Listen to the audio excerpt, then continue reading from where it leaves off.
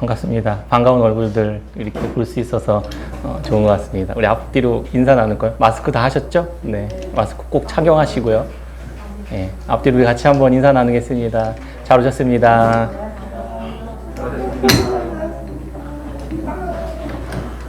네, 반가운 얼굴들 또 잘 지내셨으리라 생각합니다. 이번 주일은 교회력에 따라서 맥주감사주일로 보냅니다.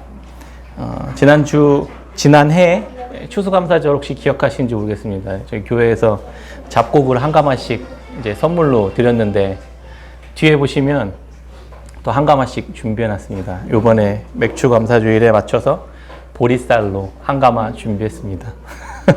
안 웃으시네요.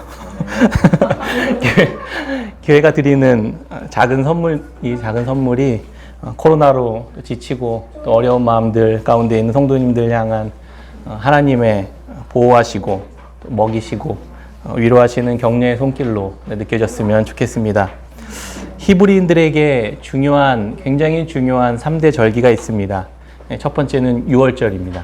그리고 두 번째가 맥추절입니다. 그리고 세 번째가 수장절입니다. 이 중에서 6월절 너무 많이 들어봐서 잘 알고 계시죠? 6월절과 무교절은 같은 의미로 같이 쓰입니다. 하루 차이로 이렇게 있기 때문에. 그리고 맥추절은 6월절 다음으로 굉장히 중요한 절기입니다. 이스라엘 백성들이 밀이나 보리를 이제 처음 수확한 후에 하나님께 첫 수확을 하나님께 드리는 절기입니다. 이날은 6월절이 지난 후 7번째 주에 드렸다고 해서 77절이라고 부르기도 하고, 그리고 신약 시대로 넘어와서는 6월절에 누룩 없는 떡을 먹고 난 이후에 50일째 지켰다고 해서 오순절이라고 불리기도 합니다. 그런데 이러한 절기들은 왜 지키는 것일까요? 이 절기 때마다 절기에 대한 이야기들을 계속 반복적으로 하면서 우리가 이 절기에 대한 의미들을 좀 깊이 이렇게 같이 생각해보는, 또 깨닫게 되는 시간들 되면 좋겠습니다. 이런 절기들을 지킬 때는 이런 절기들이 만들어졌을 때의 첫 번째 의미들을 담고 있기 때문입니다. 그날 무슨 일이 있었는지, 그리고 그날 있었던 그 일들이 우리에게는 어떤 의미로 계속 남아야만 하는지를 말해주기 위해서 절기를 지킵니다. 생일을 지내는 것도 가정 안에서, 결혼기념일을 지키는 것도 비슷한 이유일 것 같습니다. 결혼했었던 날, 이 특별한 날들을 해마다 기억하면서 어떤 일이 있었는지를 상기하는 것처럼 이스라엘은 민족적으로 이 세 가지 큰 절기들을 지켜놨던 것입니다. 구약의 맥추절은 출애굽한 이스라엘 백성들이 가나안 땅에서 들어가서 이제 농사를 짓기 시작합니다.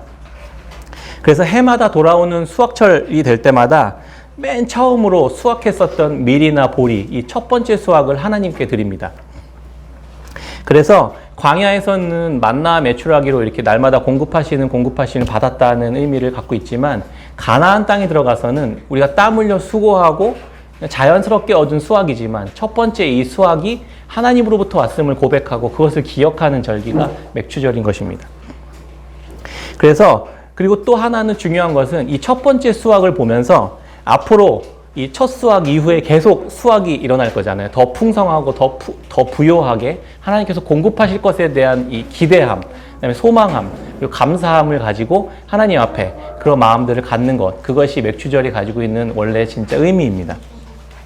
구약적 관점에서 그것이 바로 하나님이 주시는 은혜이고 축복이었습니다.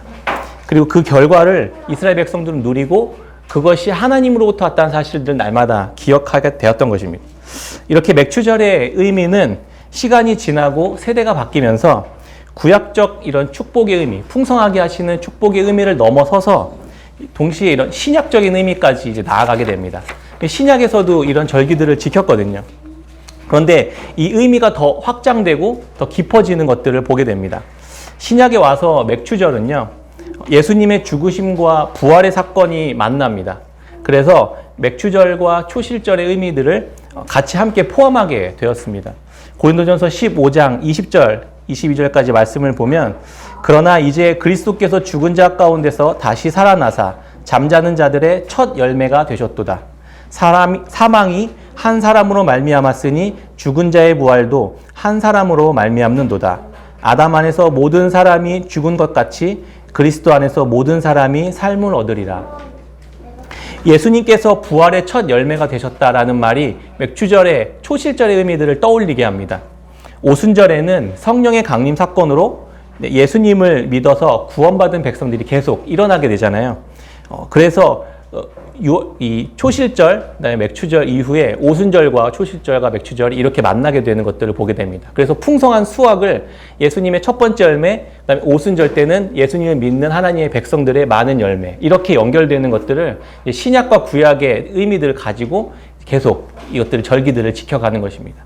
근데 우리는 이런 구약적 의미들을 알고는 있지만 그 정신이 예수님 안에서 어떻게 구현되고 어떻게 의미가 더 확장되고 깊어지는지 함께 연관시켜서 이렇게 알고 있을 때 우리들의 믿음과 신앙이 구약과 전혀 분리된 삶이 아니라 구약과 더 연결되어서 어떻게 하면 하나님 안에서 복된 삶을 살아가게 되는지를 우리가 깨닫게 되는 것입니다.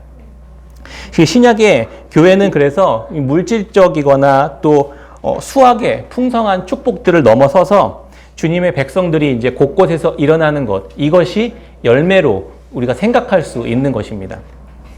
아쉬운 것은 이런 구약적 의미의 축복과 풍요와 이런 안전만을 기원하는 게 지금 우리의 절기를 지키는 모습이 되었는데, 제가 이렇게 신약의 이야기와 의미들을 계속 설명해 드리는 것은 단순히 풍요와 물질적 부요함, 그다음에 하나님께서 보호하시는 안전함 이런 것뿐만이 아니라 하나님이 우리 교회를 통해서 어떻게 더 풍성한 삶을 깊이 있게 살아내기를 원하시는지 그것까지 함께 연관시켜서 알아가기를 생각하면 좋겠다는 생각을 많이 하게 되었습니다. 그래서 절기는 그런 의미로 지켜야 한다는 것을 이번에 함께 나누고 싶었습니다. 하나님은 이스라엘 백성들을 애굽의 노예 생활에서 벗어나서 자유의 민족이 되게 하셨습니다.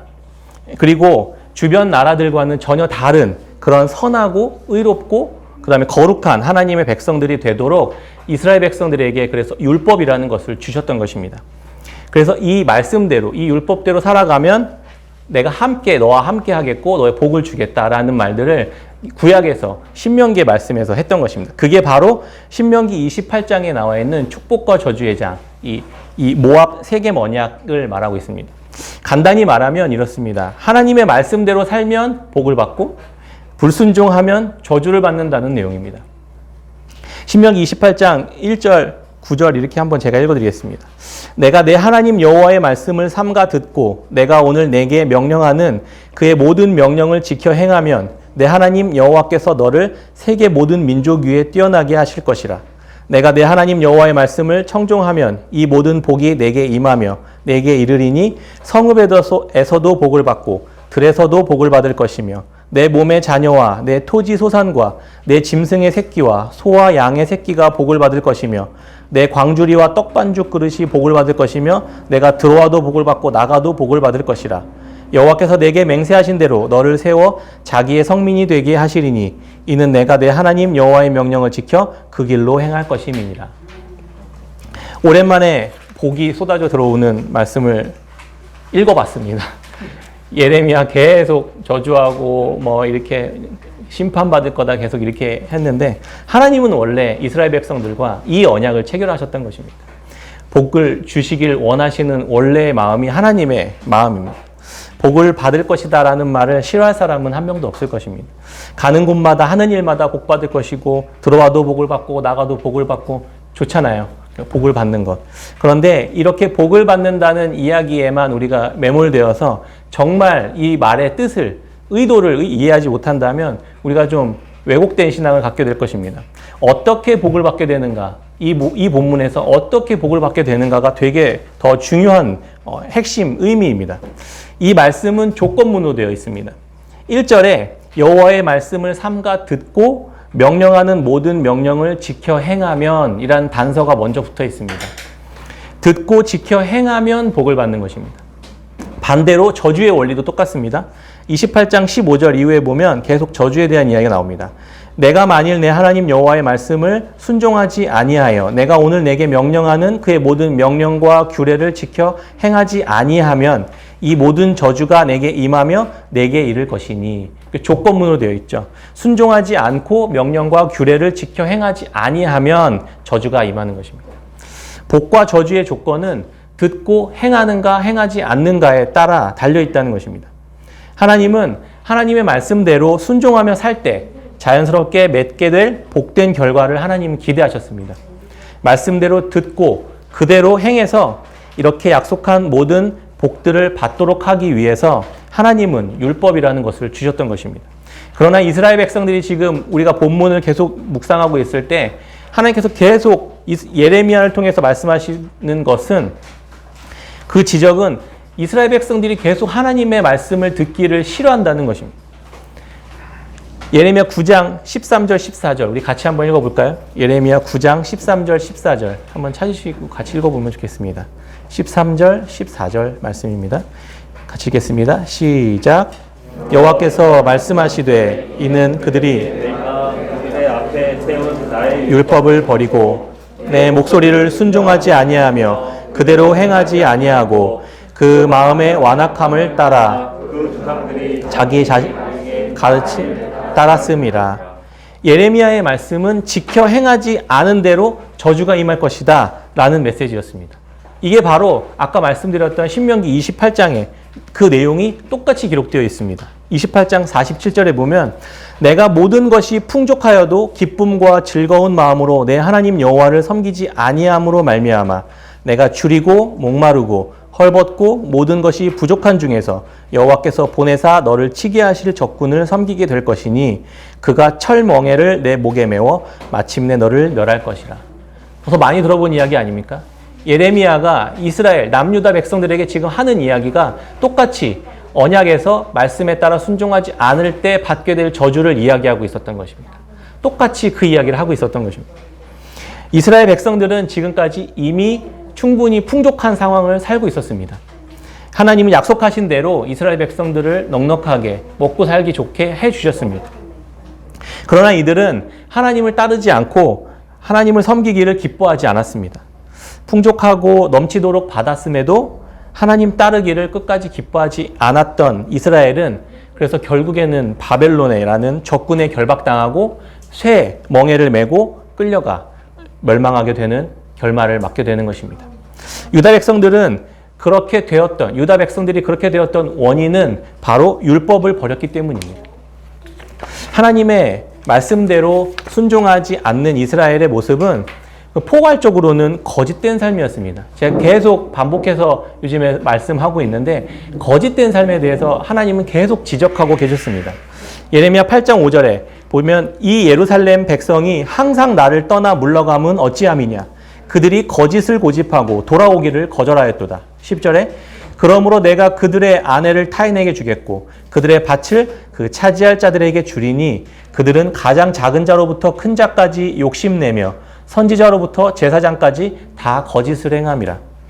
예레미야 9장 3절부터 6절에 여호와의 말씀이니라. 그들이 화를 담긴 같이 그들의 혀를 놀려 거짓을 말하며 그들이 이 땅에서 강성하나 진실하지 아니하고 악에서 악으로 진행하며 또 나를 알지 못하느니라. 너희는 각기 이웃을 조심하며 어떤 형제든지 믿지 말라. 형제마다 완전히 속이며 이웃마다 다니며 비방함이라. 그들은 각기 이웃을 속이며 진실을 말하지 아니하며 그들의 혀로 거짓말하기를 가르치며 악을 행하기에 지치거늘 내가 사는 곳이 속이는 일 가운데 있도다. 그들은 속이는 일로 말미암아 나를 알기를 싫어하느니라. 여호와의 말씀이니라.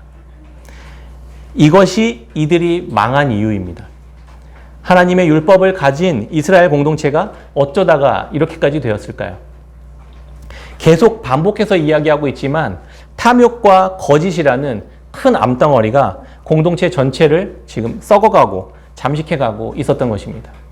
10절에 보면 8장 10절에 보면 아까 같이 읽었지만 작은 자부터 큰 자까지 욕심을 부리고 있었다 이렇게 지적합니다. 일반 백성들은 작은 자부터 큰 자까지 다 욕심을 부리고 있었습니다.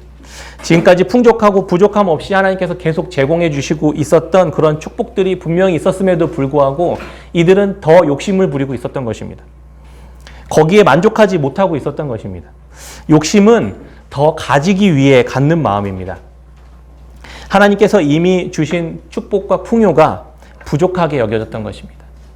게다가 권력과 이 지도자의 자리에 있었던 사람들, 그 자리에 있었던 선지자나 제사장들은 거짓을 행했다 이렇게 이야기합니다. 왜 거짓을 행할까요? 제가 한 주 동안 그 생각을 조금 해봤습니다. 거짓을 행하는 이유는 뭘까? 왜 거짓을 사람들이 전부 다 거짓을 행할까?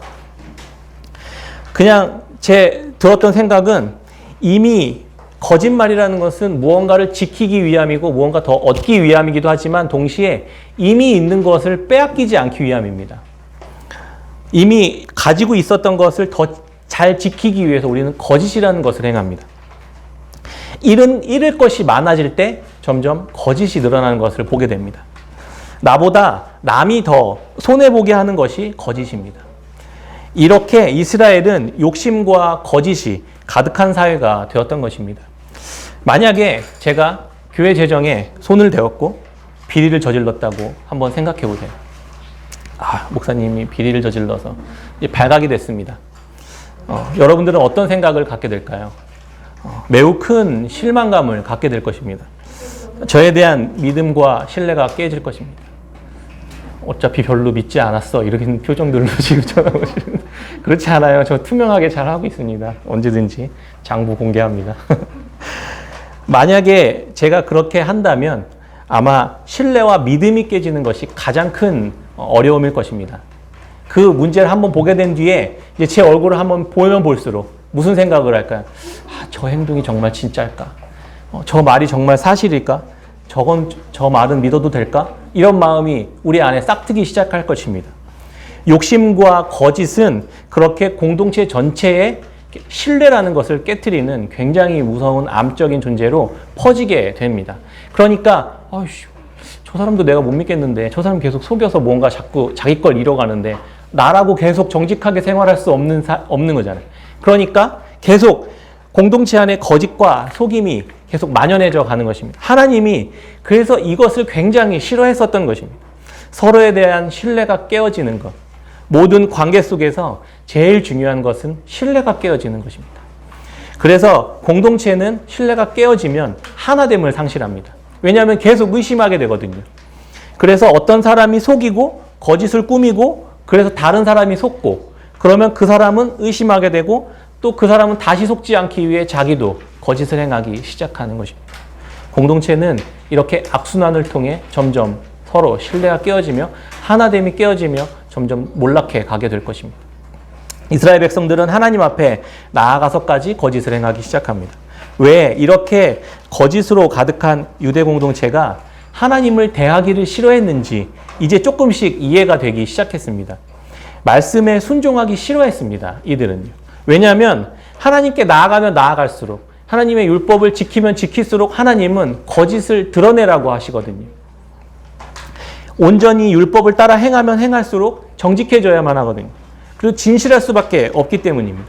율법은 온통 정의와 공의 그리고 진실과 사랑으로 가득하기 때문입니다. 거짓이 가득한 세상에서 말씀대로 살아가면 살아갈수록 더 많이 가질 수 있고 이미 가지고 있는 것을 지킬 수 없게 된다는 사실들을 경험적으로 알게 되는 것입니다. 그러니까 싫은 거예요. 지금처럼 이렇게 살면 그래도 조금 더 많이 가질 수 있는 지혜로운 삶인 것 같거든요. 그리고 그나마 또 나에게 있는 것들을 다 더 견고하게 지켜낼 수 있을 것 같거든요. 그리고 실제로도 그렇습니다. 왜냐하면 세상은 그렇게 돌아가니까요. 그런데 이렇게 생각하기 시작합니다. 현실에서는 우리가 어쩔 수 없는 거 아니야? 다른 사람들도 다 그렇게 살아가잖아. 그걸 어떻게 다 그대로 고지고대로 다 지켜? 그거는 이상이지. 이런 마음, 이런 생각들로 우리는 하나하나 우리의 삶을 타협해 가기 시작합니다. 합리화시켜 가기 시작합니다. 이스라엘 공동체는 그래서 온 우주 만물, 온 세계의 창조주의 지혜와 거룩함을 담아내는 삶을 살아갈 수 있도록 하신 그 비법과도 같은 율법을 가지고 있었음에도 불구하고 그들의 삶의 모습에서는 계속해서 거짓과 속임이 가득한 그런 썩은 냄새가 풀풀 나는 공동체가 되어갔던 것입니다. 아니, 어떻게 하나님을 알고 또 만나고 하나님의 율법을 특별히 가지고 있었는데도 그런 실망스러운 결과가 계속 나올 수 있었을까요? 이들이 생각하고 있었던 복은 아까 신명기 28장에서 언급했었던 복들에 집중되어 있었던 것을 보게 됩니다. 자신들을 풍요롭게 해주는 신, 그리고 자신들의 안위와 더 번영하는 것들을 지지해주는 신, 그러면 되는 것이었습니다. 그러나 하나님은 그것들보다 더욱 중요한 것을 우리에게 주시기를 원하셨습니다. 바로 하나님의 구별되고 거룩한 백성, 성민이 되는 것을 하나님께서는 기대하셨던 것입니다. 그래서 그들의 모습을 통해서 하나님의 선하시고 하나님의 공의로우시고 또 하나님의 사랑스러우심이 공동체를 통해 세상에 드러나게 되는 것들을 하나님은 기대하셨습니다. 우리를 더 부자 되게 하고 우리를 안전하게 지켜서 우리만 더 잘 먹고 잘 살게 하는 방식이 아니라 이들이 더 거룩하고 정직하고 서로 사랑하며 살아가는 삶의 모습을 통해 하나님이 드러나는 그 열매를 받기를 원하셨다는 것입니다. 예레미야 9장 24절 같이 한번 읽어볼까요? 오늘 본문 말씀인데 23절, 24절 같이 한번 읽어보겠습니다. 예레미야 9장 23절, 24절입니다. 같이 읽겠습니다. 시작. 여호와께서 이와 같이 말씀하시되 나는 그의 용맹을 자랑하지 말라. 나는 그의 구원을 자랑하지 말라. 자랑하는 자는 이것으로 자랑할지니 곧 명철하여 나를 아는 것과 나 여호와는 사랑과 정의와 공의를 땅에 행하는 자인 줄 아는 것이라. 나는 이 일을 기뻐하노라. 여호와의 말씀이니라. 아멘. 이스라엘 백성들은 거짓 선지자들의 말을 따라서 계속해서 욕심과 이 거짓으로 이중적인 삶을 살면서 잠시지만 더 갖게 되고 자신의 것들이 잘 보존되어 있다고 믿었습니다. 율법을 따라 행하진 않아도 거짓을 따라 살면서 그것이 지혜로운 선택이라고, 그것이 지혜로운 방식이라고 생각하고 또 그것들을 자랑하고 있었던 것입니다. 이들은 왜 이런 선택을, 이런 삶을 살았을까요? 예레미야는 이들의 생각에 그것이 더 지혜로운 선택이라고 생각했다는 것을 이야기합니다. 그렇게 살아야 덜 손해보고 속아서 빼앗기지 않는 그 지혜로운 삶이다. 이렇게 그런 사회들이 믿고 있었습니다. 서로가. 지금 좀 잘 나간다고, 지금은 좀 괜찮다고, 지금 내가 더 용맹하다고 해서 자랑하지 말라는 것입니다. 그거 생각은 오히려 어리석은 생각이다. 하나님의 율법을 따르지 않고 자기의 생각, 그 사회 문화가 따라가는 생각을 따라 산다고 해서 괜찮다고 해서 괜찮은 게 아니라는 사실을 지금 예레미야는 이야기하고 있었던 것입니다. 성경에서 말하는 진정한 지혜는 이렇습니다. 잠언 3장 5절에 너는 마음을 다하여 여호와를 신뢰하고 내 명철을 의지하지 말라. 잠언 21장 30절에 보면 지혜로도 못하고 명철로도 못하고 모략으로도 여호와를 당하지 못하느니라. 싸울 날을 위하여 마병을 예비하거니와 이김은 여호와께 있느니라. 전도서 9장 11절에 보면 내가 다시 해 아래서 보니 빠른 경주자들이라고 선착하는 것이 아니며 용사들이라고 전쟁에 승리하는 것이 아니며 지혜자들이라고 음식물을 얻는 것도 아니며 명철자들이라고 재물을 얻는 것도 아니며 지식인들이라고 은총을 입는 것이 아니니 이는 시기와 기회는 그들 모두에게 임함이니라. 하나님을 신뢰하는 것, 하나님의 지혜를 신뢰하는 것, 그것이 지혜입니다. 하나님의 명철과 지혜 율법을 따라 순종하는 것이, 그것이 진정한 지혜인 것입니다. 그러면 어떻게 하는 것이, 어떻게 구체적으로 살아가는 것이 진짜 지혜로운 삶의 모습일까? 한번 생각해 봤습니다. 진정 지혜로운 자를 성경은 지혜의 근원이신 하나님의 말씀에 순종하는 것이 지혜다라고 가르칩니다. 말씀을 듣고 순종한다는 것은 또 그럼 무슨 말일까요? 마태복음 7장에 보면 예수님께서 거짓 선지자들을 조심해라 이렇게 이야기하는 본문이 있습니다. 마태복음 7장 21절에 나더러 주여 주여 하는 자마다 다 천국에 들어갈 것이 아니요 다만 하늘에 계신 내 아버지의 뜻대로 행하는 자라야 들어가리라.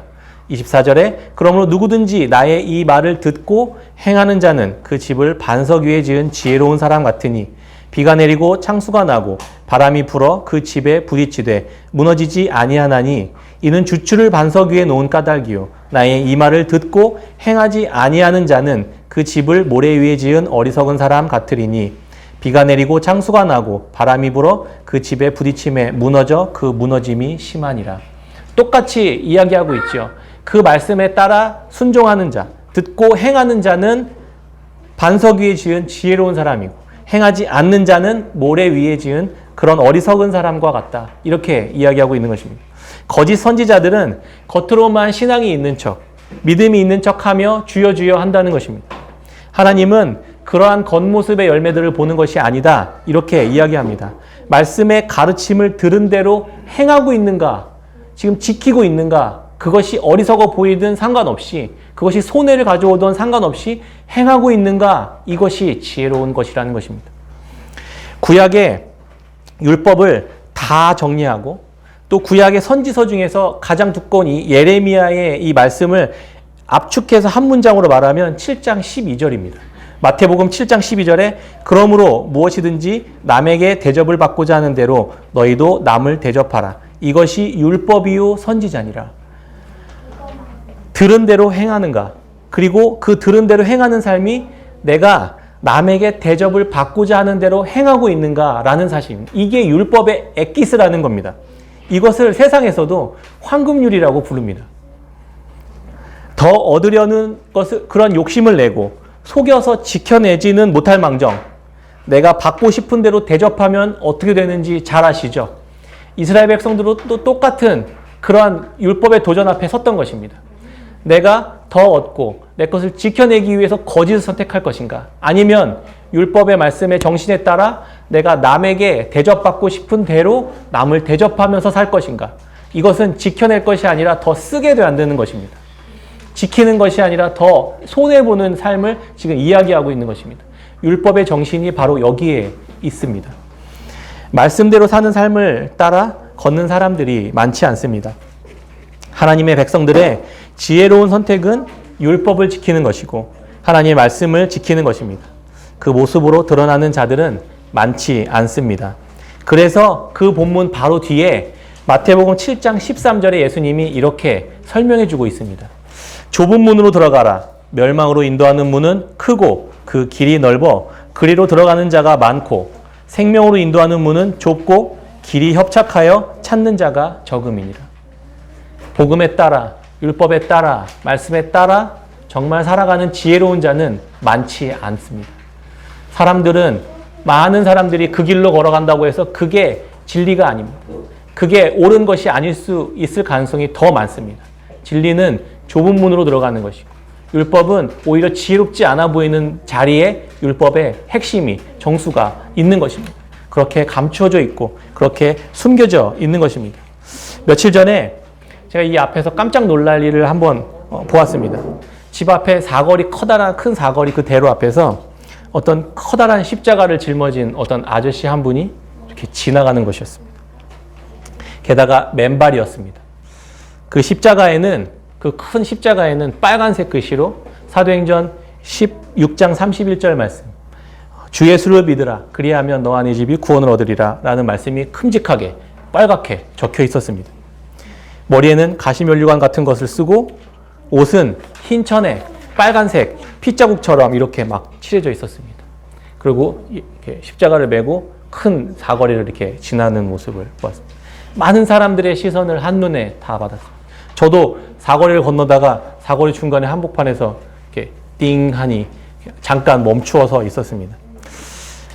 십자가를 지신 예수님과 우리 죄를 위해 죽으신 그 십자가의 은혜를 떠올리게 하려고 하는 의도를 가지고 퍼포먼스를 준비한 거라는 생각은 알 수 있었습니다. 다행히 저 십자가 어떻게 저 무거운 걸 끌고 가나 자세히 봤더니 밑에 이렇게 바퀴가 달려 있어서 그래도 조금 안심을 하긴 했는데 마음이 복잡했습니다. 생각이 많아졌습니다. 한편으로는 이렇게 비난하고 싶은 마음은 없습니다. 그분에게 주시는 하나님의 마음이라고 생각합니다. 이 시대를 향한 그걸 보면서 예레미야의 멍의 퍼포먼스가 이제 뒷부분에 보면 이제 예레미야서에서 나오거든요. 이 시대의 하나님의 메시지는 아닐까 생각해 보기도 했습니다. 실제로 그런 의미도 있을 수 있을 것입니다. 주 예수를 믿으라. 그리하면 너와 내 집이 구원을 받으리라는 하나님의 메시지가 그분을 통해 선포되는 것일 수도 있겠다 싶은 생각도 들었습니다. 그런데 한편으로는 약간 씁쓸한 마음도 들었습니다. 예수님을 믿는다는 것이 그런 모습으로 드러나야만 하는 것일까? 우리의 삶의 모습을 모든 그리스도인들이 그런 방식의 열매로, 그런 방식의 삶으로 드러나야만 하는 것일까? 이런 생각을 하기도 해봤습니다. 정말 하나님께서 그리스도인들에게, 믿는 하나님의 백성들에게 원하시는 삶의 모습은 어떤 것일까? 어떤 모습을 보시면 하나님이 기뻐하실까 생각해 봤습니다. 하나님을 믿고 구약적 의미에서의 번영과 안전을 얻어내는 그러한 종교적인 생활, 그런 것을 넘어서 하나님은 사랑과 정의와 공의를 이 땅에 행하시는 분이시라는 사실을 알고 탐욕과 거짓, 속임이 가득한 이러한 세상 안에서, 그러한 공동체 안에서 내가 받고자 하는 대로 남에게 대접하는 삶, 그렇게 행하는 삶이, 그러한 삶을 살아내는 사람이 열매들로 드러나는 것, 그것을 하나님께서 오히려 더 기뻐하시지 않을까, 오늘 이 본문 말씀을 통해 생각해 보게 되었습니다. 말씀을 맺도록 하겠습니다. 주님께서 원하시고 기대하시고 또 기뻐하시는 열매는 율법을 따라서 순종하는 삶입니다. 그것이 지혜이고 그대로 살아가는 모습이 바로 하나님께서 기뻐하시는 또 기대하시는 열매로 드러나는 삶의 모습일 것입니다. 오늘 맥주 감사주일로 우리가 함께 예배드립니다. 어떤 수확을 하나님으로부터 받으셨습니까? 하나님 앞에서 믿음으로 살아간다는 말이 구약적인 의미에서의 풍요와 번영과 안녕을 누리는 것만을 기대하는 것을 우리가 넘어서서 율법대로 행하는 지혜로운 삶을 살아가시기를 기대합니다. 어리석어 보일지라도 가장 지혜로운 것임이 믿어지도록 하나님께서 우리 안에 그러한 믿음을 주시도록 우리가 기도하였으면 좋겠습니다. 사랑과 공의와 정의를 이 땅에 실현하시길 원하시는 하나님의 마음을 따라서 살아가는 저희들이 되었으면 좋겠습니다.